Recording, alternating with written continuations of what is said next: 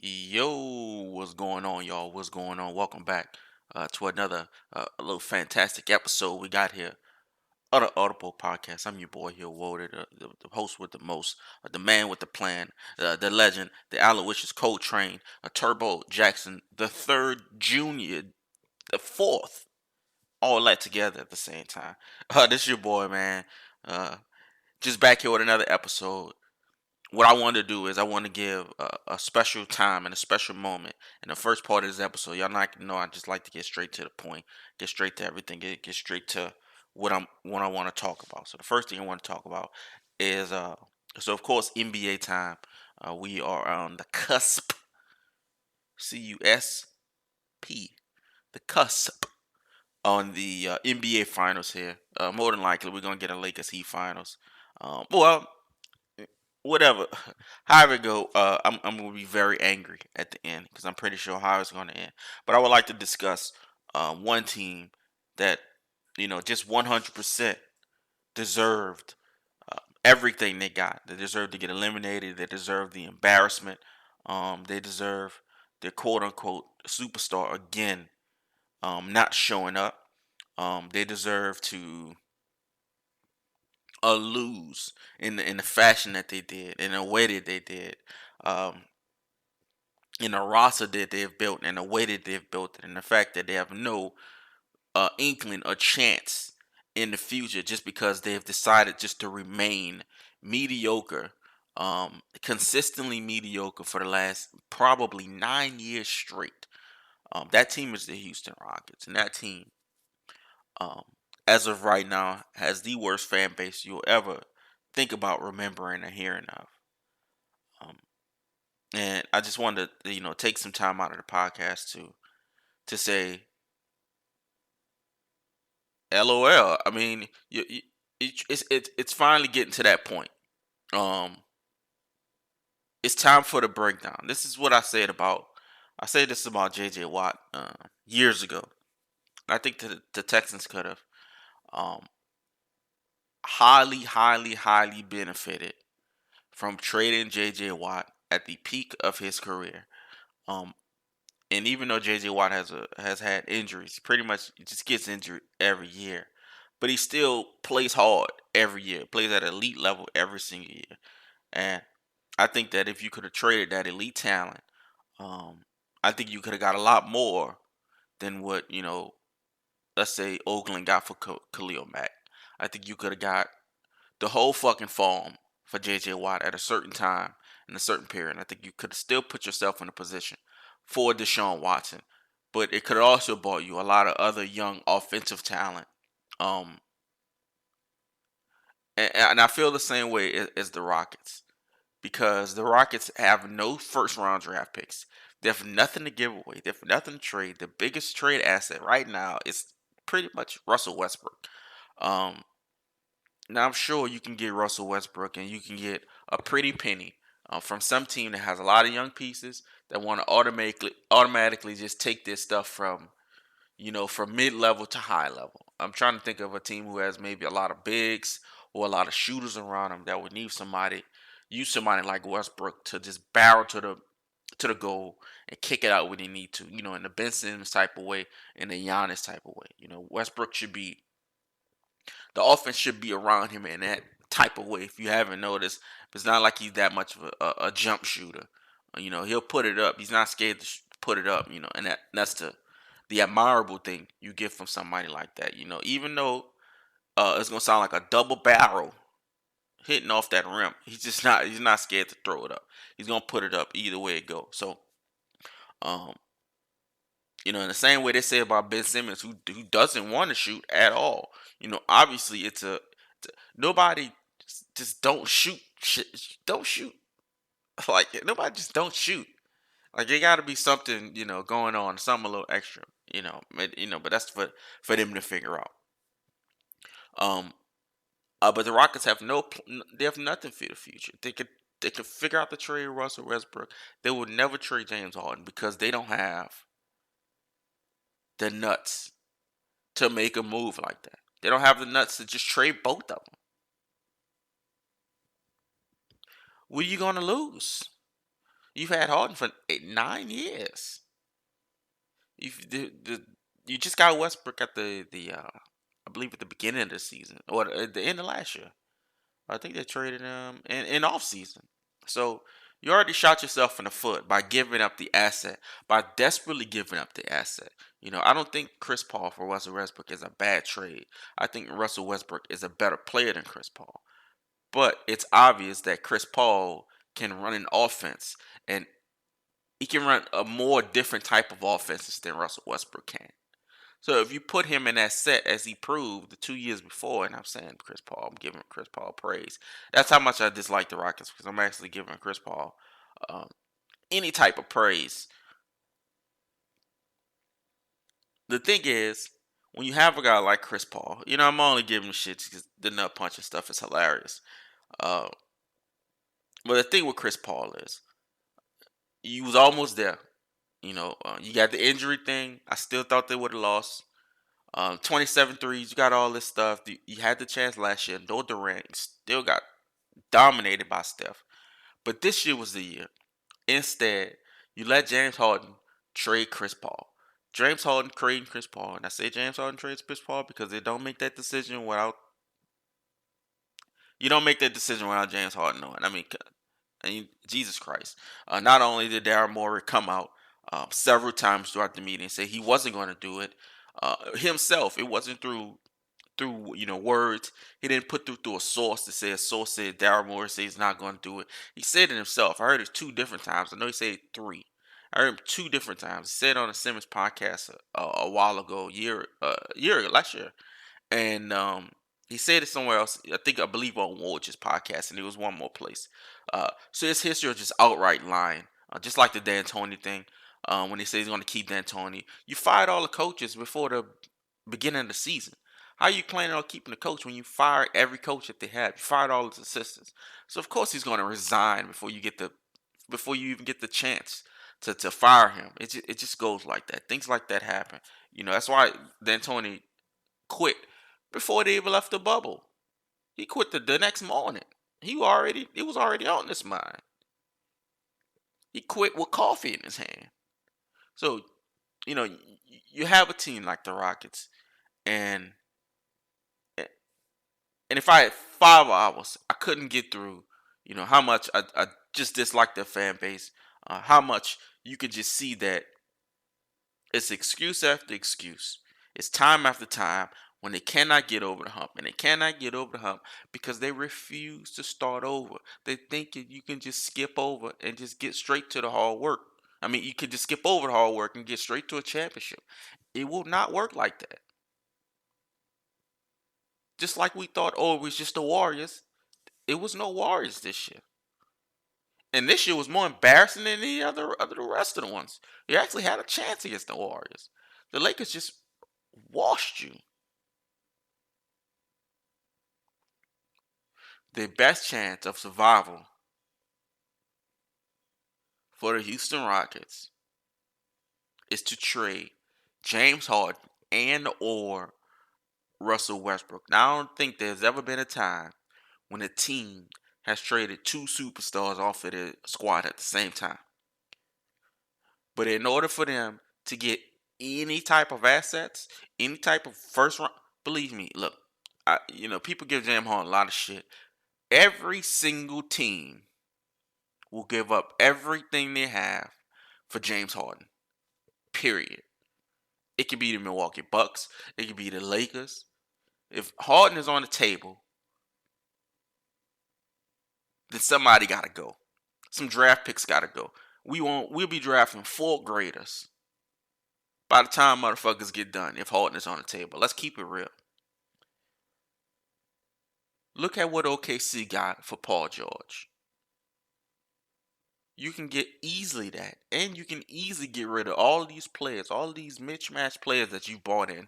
Just supplement. Like you don't need, and I mean no disrespect for these guys. These guys are NBA players. But these guys are not just for this team. Somebody like Daniel House he can play anywhere. It's a tough dude. He can shoot threes. He tripping. He wilding. But he can play anywhere. Austin Rivers can play anywhere. Who's all the rest of these cats? And that's what I'm saying. These cats don't. You know, Jeff Green. Jeff Green can play anywhere. He can buckets anywhere. After what he showed in the minutes that they gave him, any team that just needs somebody that can bang that three out, Jeff Green can do it for you. But these ragtag guys, these guys are not. And again, I mean no disrespect. Daniel House is not the guy off the bench. He's not. He's the sixth man. You got guys like Lou Wills, that's a six man. You got Montreal out there, Montrezl Harrell out there, that's six man. You got Toronto putting out six man. Like in the Western Conference, especially, you're gonna need a better six man. In the NBA in general, you're gonna need a better six man. These things is just gonna happen. That's just how these things go. The Rockets refuse to put in the work. They keep trying to cut in front of the line, and it just won't happen. Next year, it won't happen. Fertitta has absolutely no idea what he's doing. So, of course, it won't happen. Daryl Morey has nothing left to trade. It's going to take some nuts, and it's going to take some desperation to see that you have two assets that can restart your entire franchise. I don't even know if you can do. I'm pretty sure this is legal. I don't think I'm saying anything that's just out of place here. I don't think I'm saying you go kidnap a motherfucker. I'm saying by trading James Harden and by trading Russell Westbrook, the Houston Rockets right now have the chance to restart their entire franchise. The entire franchise. Two players. I think Russell Westbrook has 1 year left. James Harden has 2 years left. They're not coming back. Westbrook is not coming back. Even if Westbrook I think they picked that Westbrook contract. So he might got like 4 years left. You don't want them to count. You don't want them for 4 years. It's 40 million. Westbrook, my dog, he's one of the greatest players. Period. I've never seen a player play harder. Period. Besides Jordan and LeBron. Visibly, I'm sure Tim Duncan and all these cats play hard. Russell Westbrook is on the court. It's no mistaking. There's no quiet moments. Even if he banging that long ass two that's dunking like a Mossberg hitting off the rim, he's out there. But it's not working. It's not gonna work. It's not gonna work. Not in this system. Harden is not gonna work. It's been 9 years. It has been Dwight Howard, Kevin McHale. They was going to Western Conference Finals then. That's like 2014 when Kevin McHale got fired. At least 4 years ago. They went a whole season with with Bickerstaff, or like an interim. And then D'Antoni came in. I think this is maybe D'Antoni's. It could have been his third season, fourth season, maybe. And you know what? Let me make this a little easy. Let me pull a roster up because let's see.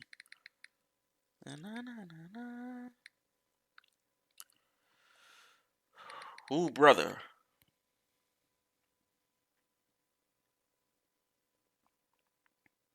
Okay. So PJ Tucker. PJ Tucker is a piece, right? But PJ Tucker is not your main He's been your main defensive piece, but he's not that. PJ Tucker's listed at 6'5". Ding, ding, ding. Let me give you a little thing. PJ Tucker ain't 6'5". And if PJ Tucker was 6'5", he's got LeBron and Anthony Davis. That will not cut it. You got Glenn McNamara. I forgot they picked up Rocco. Rocco is a fantastic pickup for him. Robert Covington. He's a fantastic pickup for him. He fits into their system. But you need more people like them. You need more Roccos. You need more people at that level. Cephalosha, I don't even know what Cephalosha even played. Austin Rivers, like I said, Austin Rivers could be on a roster, but Austin Rivers he's not that guy. Daniel House is not that guy. They're good role players. They're good players, but they're not. That they're not that guy. You know what I'm saying? Eric Gordon is not that guy. Eric Gordon has to dip too. I'm sure he's on the block. I'm sure Eric Gordon is on a block. I forgot they got Eric Gordon to trade. Rocco, they're not trading Rocco. You trade Rocco, you crazy. You can you can take Harden and you can talk to Brooklyn. And I'm more than sure you can get Dinwiddie, Allen, and Levert and picks for Harden.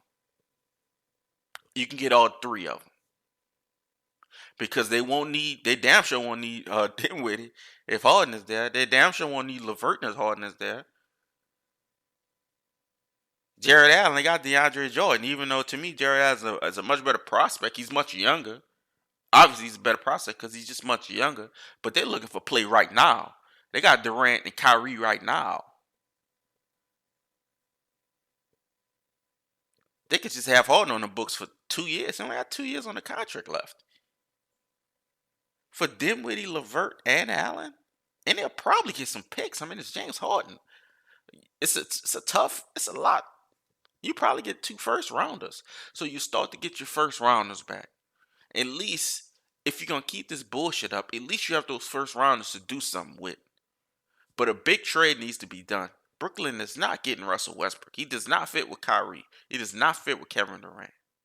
Harden doesn't either. But if you got three scores like that, then it really don't matter. It don't matter. You know what I'm saying? There's so much they can do. I don't think they'll do it because I don't think they'll have the nuts to do it. Fertitta is crazy. So I think from pure craziness, he could possibly do it, and he can make it get done. And then Morey will put a good deal out. But I think Brooklyn is probably your best pick because I'm pretty sure Brooklyn is um, trying to get it done right now. You can tell from the hires that they've made. You can tell from the people that they've signed. Um, and I just don't think Dinwiddie and Levert are good players with Kyrie and Durant. I think they're good players. I want them. I damn sure want them on my team. This season scores. Scoring is no problem for Dinwiddie, period. Getting it done is no problem. Levert, he do a little bit of both. He can score, but he'll get you some assists. They both get it done. Allen is fantastic rebounder and blocking the shot. I'll take any of those players. The Rockets will take any of those players. You don't have D'Antoni anyway. If you bring in Sam Cassell anyway, Sam Cassell is, first of all, Sam Cassell is a player's coach. Everybody knows Sam Cassell. He's been around. He's paid his dues. He's been assistant forever. I remember this motherfucker being assistant for like Minnesota. Jesus Christ. Was this like early 2000s, mid 2000s? He's been assistant for a bit, and he's paid his dues. So if you get him in there, a guy that can develop talent, you get him some young players, some good to decent young players, decent age young players like Dinwiddie and Levert. It's not like they 19, 20. You know what I'm saying? I think Dinwiddie's probably like 26, um, maybe like 23, something like that. They might be in that range, but they're not. They're not 30. Either one of them. So you put them in. You put Allen in. You get him a little grittiness, a little grind, because Dinwiddie is an old school two guard. He's an old school two guard. Levert is a little mixed in between the one and the two, and Allen's the old school five. Restart your franchise. Because the cutting to the line is not going to work no more. Next year, it's damn sure going to work. It's Splash Vision is back next year. Giannis has a decision to make. Players are going to go where they need to go. We got a draft coming up.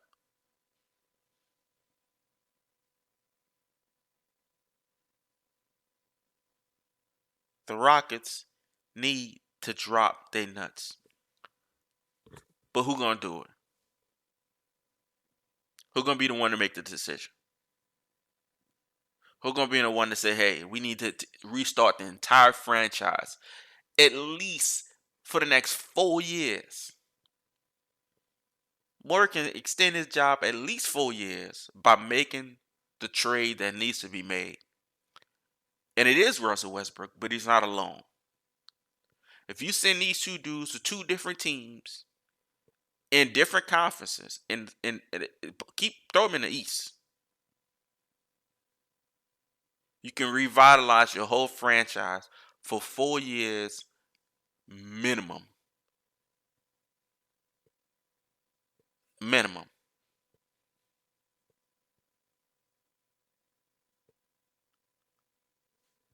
But do the Rockets have anybody